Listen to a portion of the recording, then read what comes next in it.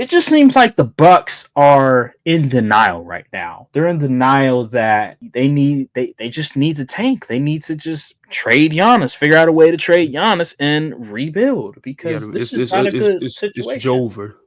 Yeah, it's over. I don't know why they're wasting the time. And then Giannis came out. There was a report that said Giannis came out and he's going to decide on his future around August or September. Bro, that is way too long. But I will say a big surprise was Myles Turner not going back to the Indiana Pacers and signing with the Milwaukee Bucks. What is your Very, reaction to just that? very interesting. I believe them letting Miles Turner walk is an indicator of what their mindset is going into the next season. They know they're not going to be able to compete at a high level. So they're just saying, you know what, let's save some money, get ready for other future contracts because we got other guys on the roster we're going to need to pay, especially after this season. It's pretty much going to be kind of a wash. You may make the playoffs, but you may not. So they probably think we're not really going for it. If we was going to run it back, if we lost in Game 7 and we was fully healthy, we probably would just pay him and run it back next year. But they was like, they probably looked at his performance in the playoffs, especially the finals. He was abysmal. I mean, good grief, Myles Turner was out there just hogging up space, doing nothing and missing shots. But it was like, you know what? We ain't gonna pay him $100 million. We just gonna let him walk.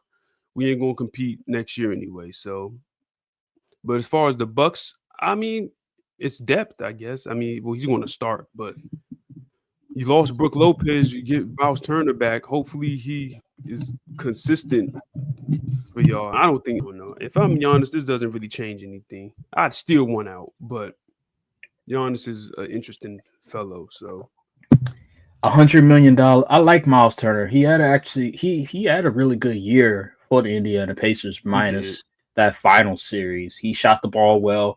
He's going to bring a lot of spacing for Giannis. He's a starting caliber center, which is good. But the money that they gave him, especially since you had that Dame contract to deal with. And by the way, the Dame situation, that right there is Yeah. talk about a blunder. Talk about screwing something up. Released them. Now you got to pay him $20 million the next 5 years. How are you going to compete with that? How are you going to compete with that? Unless you can't. Exactly. Unless you trade Giannis. You have to trade Giannis at that point.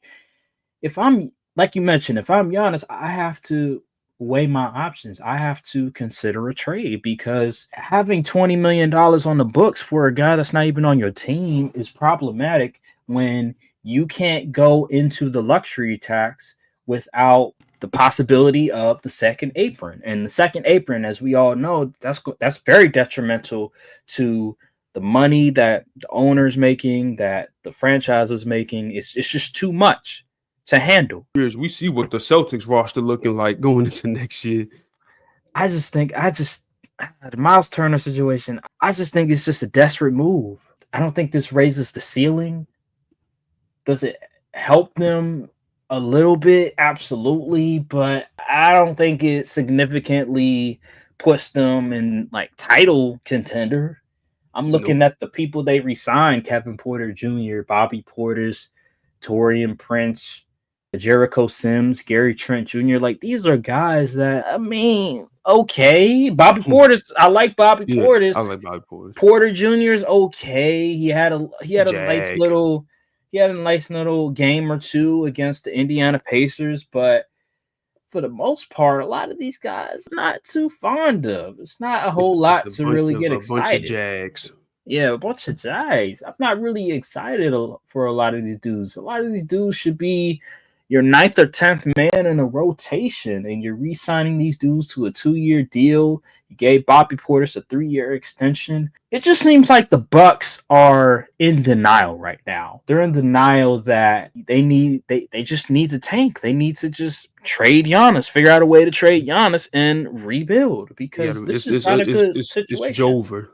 Yeah, it's over. I don't know why they're wasting the time. And then Giannis came out. There was a report that said Giannis came out and he's going to decide on his future around August or September. Bro, that is way too long. Why are we not why didn't you make your decision a month ago? Why are you waiting until August and September? That just lets me know that Giannis is going to remain on the roster for another year, which is dumb because your value is at your highest right now. Teams are probably like, yo, I want Giannis now. I mean, he's still at his prime. He's still at his best. I want him now. And the Bucks situation, the longer you wait, the worse it's going to get. So I don't understand both sides. I don't understand the Giannis camp. I don't understand the Bucks camp. What are they doing? You're just prolonging the inevitability that's going to happen where both sides are going to have a divorce. Yeah. I don't get it. I don't get it at all. It makes absolutely no sense. This is malpractice of how to sabotage a franchise. This is what you don't do.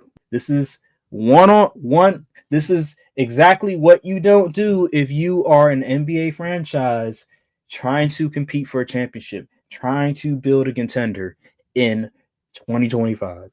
You do not do something like this. This is something that mediocre franchises do, dysfunctional franchises do.